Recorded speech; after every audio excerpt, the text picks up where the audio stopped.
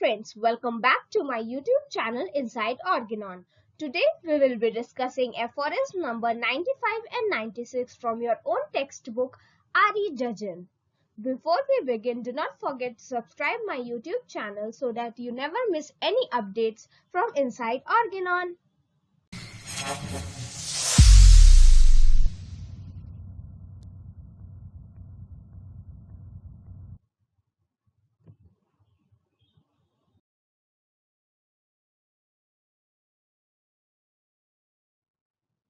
Aphorism 95.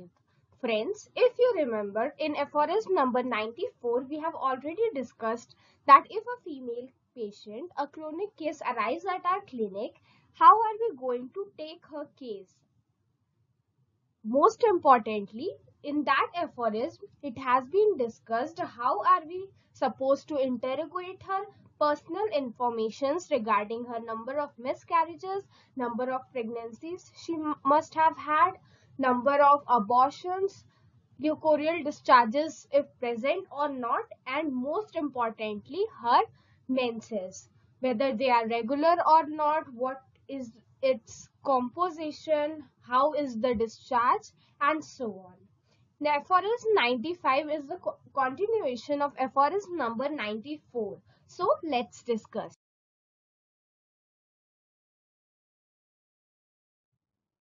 In chronic disease, the investigation of signs of the disease above mentioned. Above mentioned मतलब इसके पहले वाले aphorism 94 की बात हो रही है. फ्रेंड्स, मैंने उसको भी एक्सप्लेन किया है, मैं लिंक डिस्क्रिप्शन में डाल दूंगी, आप चाहे तो उसे देख सकते हैं. एंड ऑफ ऑल अदर्स, जो मेंशन की गई थी फीमेल के बारे में वो सब, and other informations also must be pursued carefully and circumstantially as possible. वो सारी इंफॉर्मेशन को हमें परस्यू करना चाहिए केयरफुली और circumstantially. And the most minute peculiarities must be attended to. जो सबसे minute peculiarity है उसके ऊपर हमें सबसे ज्यादा ध्यान देना चाहिए. Partly because in these diseases, they are the most characteristic and least resembled to those of the acute disease. अब देखिए इसमें क्यों लिखा है कि उन peculiarities पे ध्यान देना चाहिए, क्योंकि इन सारी disease में जो most peculiar character है वो अक्सर उसके साथ जो पेशेंट है इतना यूज टू होता है कि वो उसको कुछ स्पेशल समझता ही नहीं है, क्योंकि जो उसकी क्रोनिक डिजीज है वो बहुत टाइम से चली आ रही है. देखिए यहाँ पे लिखा है most minute peculiarities must be attended to partly because in these diseases they are most characteristic. जो माइन्यूट पेक्युलरिटी होती है मोस्ट ऑफ द टाइम वो सबसे ज्यादा कैरेक्टरिस्टिक और पेक्यूलियर होती है, इसलिए उसको जानना बहुत जरूरी होता है. And least resemble those of acute diseases, और वो रिजेंबल करती हैं, मतलब एक्यूट डिजीजेस को वो रिजेंबल करती हैं बहुत लीस्ट अमाउंट में, क्योंकि वो हमेशा से प्रेजेंट है. And if a cure is to be effected they can not be too accurately noted. अगर क्योर को इफेक्ट करना है, मतलब क्योर को गेन करना है, तो they cannot be too accurately noted. ठीक है, क्या लिखा है इस पूरे सेंटेंस को अगर हम एक बार में देखें तो इसमें लिखा है partly because in these diseases they are most characteristic and least resemble those of acute diseases. ये acute diseases की तरह इतनी ज्यादा प्रोमिनेंट नहीं रहती हैं, ठीक है, और अगर क्योर को इफेक्ट करना है तो इसको प्रॉपरली नोट डाउन करना, एक्यूरेटली नोट करना बहुत जरूरी है, लेकिन अक्सर इसको नोट नहीं किया जा सकता. देखिए इसलिए लिखा है if a cure is to be effected they can not be too accurately noted partly because the patient becomes so used to their long suffering. इसको पेक्युलरली या फिर एक्यूरेटली नोट करना बहुत जरूरी होता है, लेकिन कई बार ऐसा नहीं किया जा सकता क्योंकि जो पेशेंट होता है वो उसके लिए ये बहुत लॉन्ग सफरिंग है, जो क्रोनिक डिजीज है, तो उसके साथ उसकी जो प्रॉब्लम्स है उसके साथ वो यूज टू हो गया रहता है. that they pay little or no heed to the lesser accessory symptom।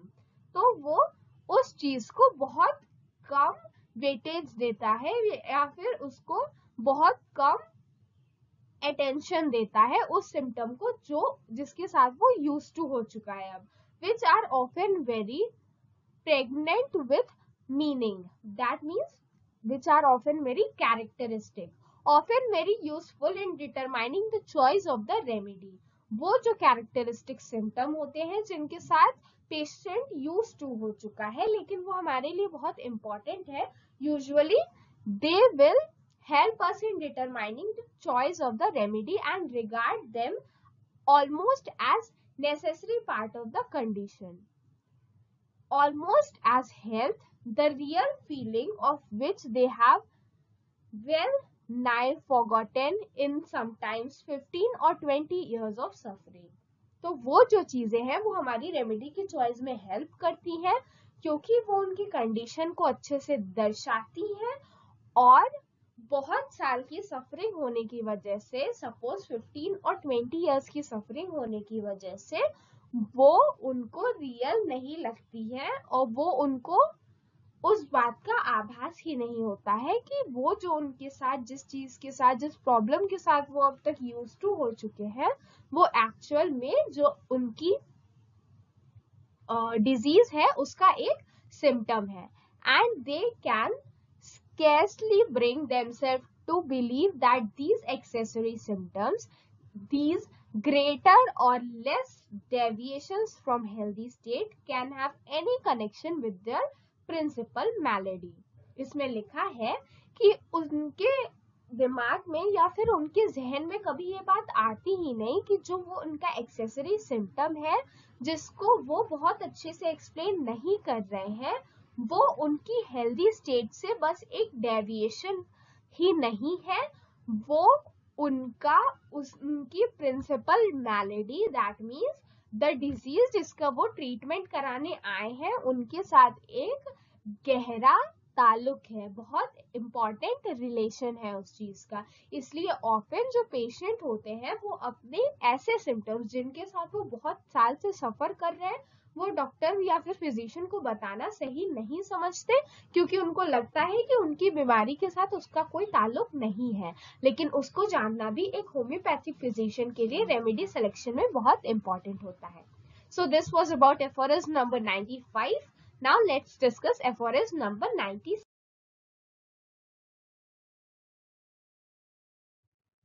Friends, aphorism number 96 discusses with the hypochondriac patient. और हाइपोकॉन्ड्रियाक पेशेंट्स के बारे में मैंने ऑलरेडी एक वीडियो बनाई हुई है तो मैं लिंक डिस्क्रिप्शन में डाल दूंगी, आप चाहे तो उस वीडियो को देख सकते हैं। फिलहाल के लिए हमें डिस्कस करना है एफोरिज्म नंबर 96। तो I have already given you an idea कि इसमें हाइपोकॉन्ड्रियाक पेशेंट के बारे में डिस्कस किया गया है। तो आइए, besides this patients themselves differ so much in their disposition। disposition मतलब होता है behavior, ठीक है। तो जो patient है वो अपने behavior में काफी differ करते हैं।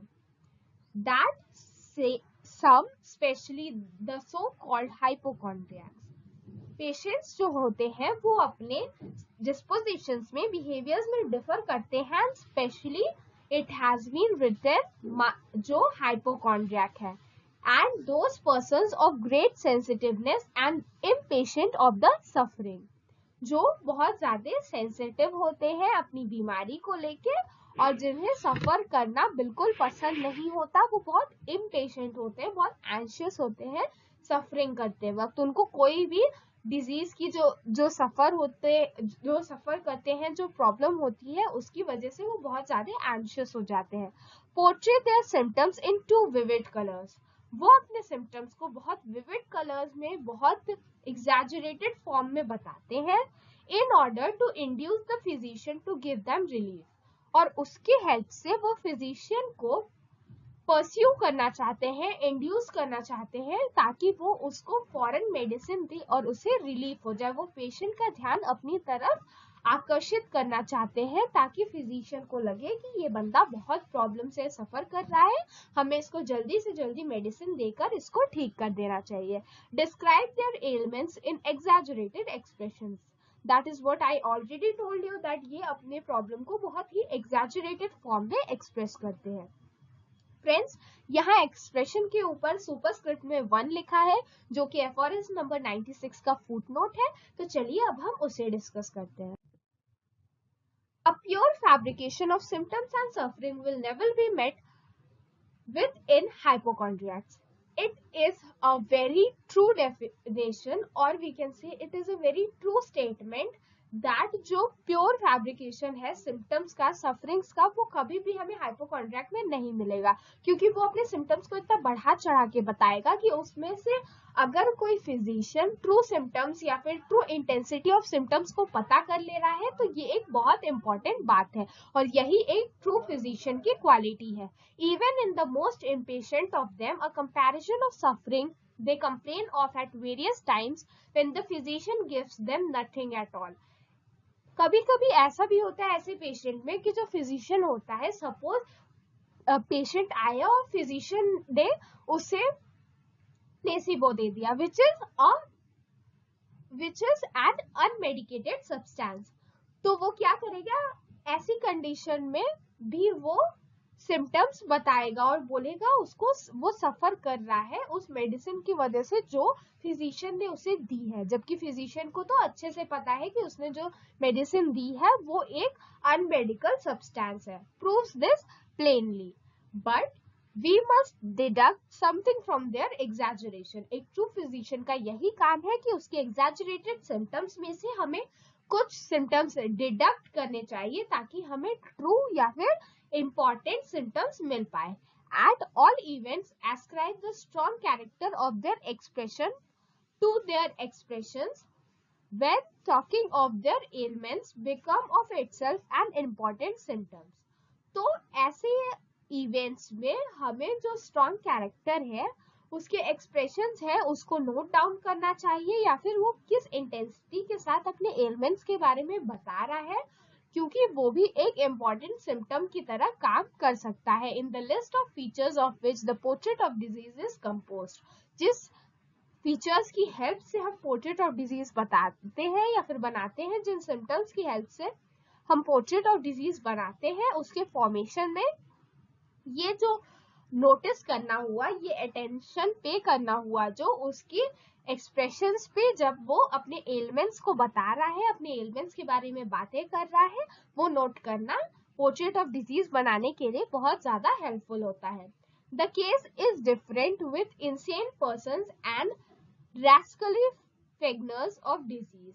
जो इंसेन पर्सन होते हैं उनके लिए ये केस बहुत डिफरेंट है, क्योंकि वो उनको फिर हमें अलग तरीके से जज करना पड़ेगा, बिकॉज वो नॉट ओनली अपने सिम्टम्स को एग्जैजरेटेड फॉर्म में बताएंगे, ऐसा भी हो सकता है कि वो कई ऐसे सिम्टम्स बताएं which are not at all related to the disease that they are suffering from. So हमें इस बात का ध्यान देना चाहिए। So friends, this was all about aphorism number 95 and 96. I hope I have made everyone understand. मैंने पूरी कोशिश की थी आपको अच्छे से एक्सप्लेन करने की। अगर आपको ये वीडियो पसंद आया हो तो इस वीडियो को लाइक करना और मेरे चैनल इनसाइड ऑर्गेनॉन को सब्सक्राइब करना मत भूलिएगा। Thank you.